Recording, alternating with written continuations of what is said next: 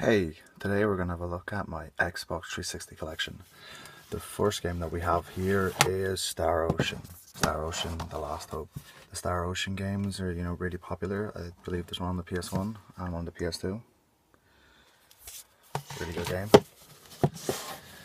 Then we have Naruto: The Broken Bond. The Naruto games on the Xbox 360 are actually really good. I really like this and Rise of the Ninja, and I think I have two copies of Rise of the Ninja.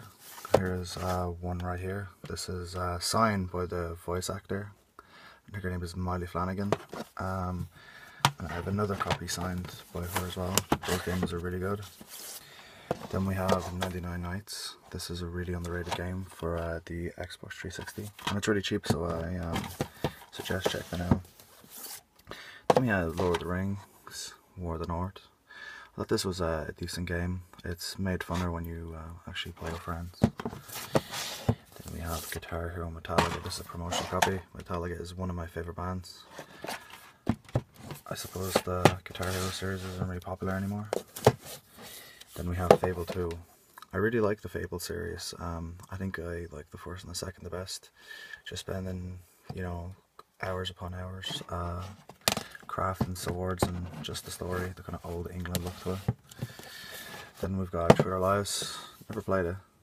I think the only reason I bought this was because it was probably sealed at the time. And I think somebody opened this on me. I'm not happy about that. But it's a really cheap game, so it doesn't matter.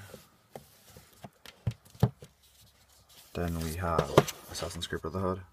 I had most of the Assassin's Creed up until the one right after this. I can't believe which one that is again. The one where Ezio was a lot older, but for college a while back, a couple of years ago, I sold some of them, knowing that I can get them back in the future a lot cheaper. Then we've got Lost Odyssey. Lost Odyssey is one of the best JRPGs for the Xbox 360, and it's also an exclusive. Then we have Fable 3. I bought this game when it first came out. It's really good. Then we have Ninja Blade. I didn't get to play this one much. Next we have Street Fighter X Tekken. It's a really good fighting game. Crossover between the Tekken and the Street Fighter series. Then we have Halo 4. I was a bigger fan of Halo 3. I bought this also when it came out. Then we've got Kinect Adventures. I think this came with the Kinect when I bought it. Then we've got an Eternal Sonata. This is a JRPG. Really reminds me of some of the Studio Ghibli stuff. Then we've got Perfect Dark Zero. I think this is like one of the earlier games for the Xbox 360. It is a sequel to the Perfect Dark game on the N64. Then we've got Gears of War 3. Not a big fan of the Gears of War series.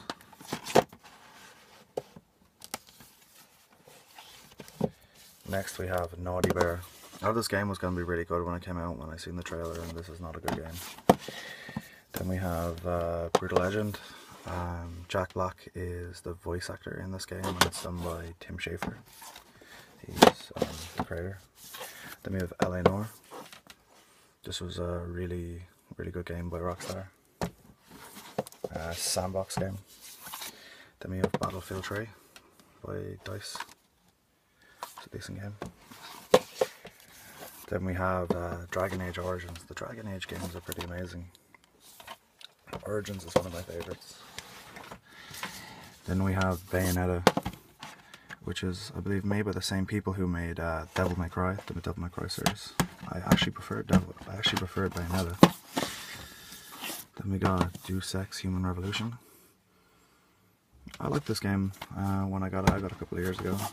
I never completed it, but I really liked it. Then we had The Darkness. I actually bought this when The Darkness 2 came out because I wanted to complete this, and then buy The Darkness 2 right after. Then we got one of my favourite games for the Xbox 360, Noir, which is pretty much a game about this father who's trying to protect his daughter in this kind of post-apocalyptic world. I think he's trying to find a cure for her sickness. But there's some like text adventure parts of the game, and there's some like, overhead parts of the game. So it's pretty much like a throwback to a lot of retro games. It has an amazing animation style story. Then we have Elder Scrolls Skyrim. I bought this when it first came out, but I completed the main storyline. Then when I went to complete the kind of side stories, I got caught with like a game-breaking glitch. Then we have Enslaved. I completed this. This is really amazing. I believe this is Andy Serkis. He's the voice of Gollum. This game is really like The Last of Us. Pretty much, you have this girl with you, and in order to continue in the story, you know, you need both of you, or like sometimes you need to throw her to reach different objectives in the game. There's a really messed up twist ending at the end. Then we've got The Last Remnant. This is a really hard game, but apparently like the difficulty, or there's like some game breaking parts of this game where like one of the bosses early on is like too strong to be able to continue, so you have to grind. Apparently the PC version is better. One of my favourite series of all time, Resident Evil 5. I completed this a couple of years back. It's absolutely well, this kind of gets a lot of hate because it's a little bit like Gears of War, and I kind of like played it with that intention in mind, that it's pretty much this kind of Gears of War clone. And I think it was Shiva, which was your companion. She used to really annoy me, so I rather played it with friends.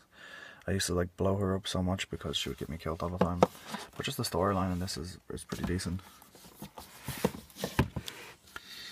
Then we've got Halo Reach. I was playing a lot of Halo with a friend a couple of years back. Then another one of my favourite games of all time. I love survival horrors, but the Alan Wake series is just like, the storyline, this is absolutely amazing. You know, it's kind of like a throwback to Twin Peaks and Alfred Hitchcock and Stephen King stuff. Then we've got Toy Story Mania promotional copy sealed. I got this because it was sealed and I got it cheap in a charity shop. Then we got Rise of the Argonauts. I only like recently got this, and I'm planning on playing it soon. Then we got Battle Fantasia. Actually 2 copies of this. It's pretty much this kind of fun anime fighter. Then we got Resident Evil 6. I got like the slipcover edition when it first came out. You know, there's like 4 storylines in this, I believe. I really liked Chris's, and I really liked Leon's to an extent. You know, definitely an improvement in the series. And then this is the Alan Wake Collector's Edition. Sorry if it's dark here. Then I have the Final Fantasy X2 Collector's Edition that's signed by the voice actor of Lightning. And then figure fell. This is my another signed copy of Rise of a Ninja. Hopefully you don't hear the ice cream van in the back there. Next, what do we have?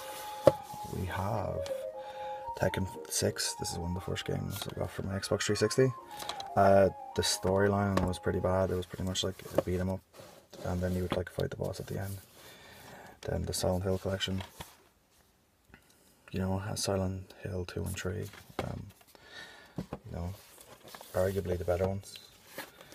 Then we have Azura's Wrath. I really like the Azura's Wrath. It's more of a like interactive story than an actual video game.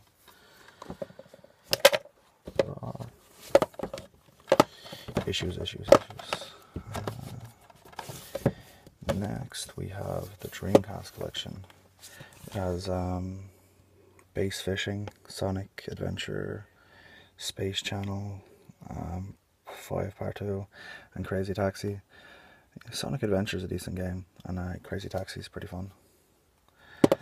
And the last game here is really trouble getting this out. Oh, Saw. I only bought this recently because I remember someone saying a few years ago it was a good game. I've seen online that it gets a lot of bad reviews, but my friend who said it was good has similar taste to mine. So that's all my Xbox 360 collection, and you probably see here that I have actually quite a lot of multiple shelves of original Xbox, so maybe that can be the next collection video. But thank you very much for watching.